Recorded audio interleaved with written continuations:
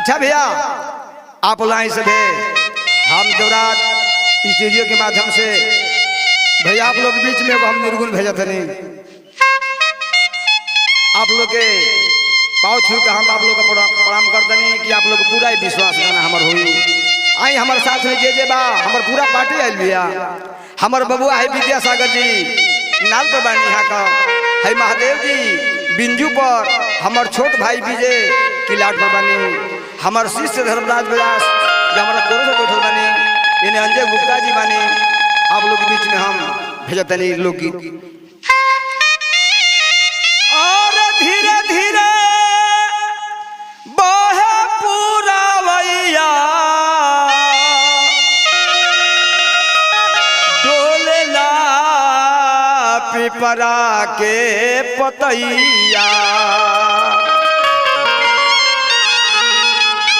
धीरे धीरे बहे पुरवैया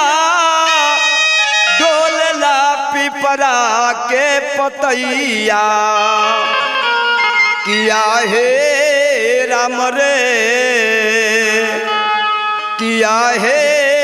राम रे कवनी गुफा में सुगाना भागल हो आहे राम रे कवनी गुफा में सुगाना भागल हो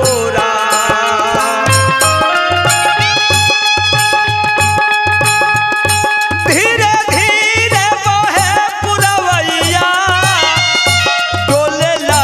पिपद के पतैया धीरे धीरे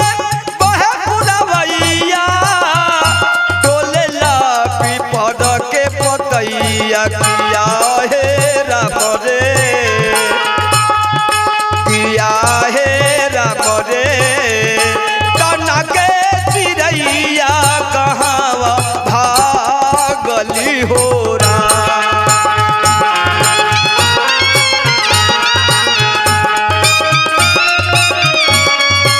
बहुत बढ़िया धन्य महादेव जी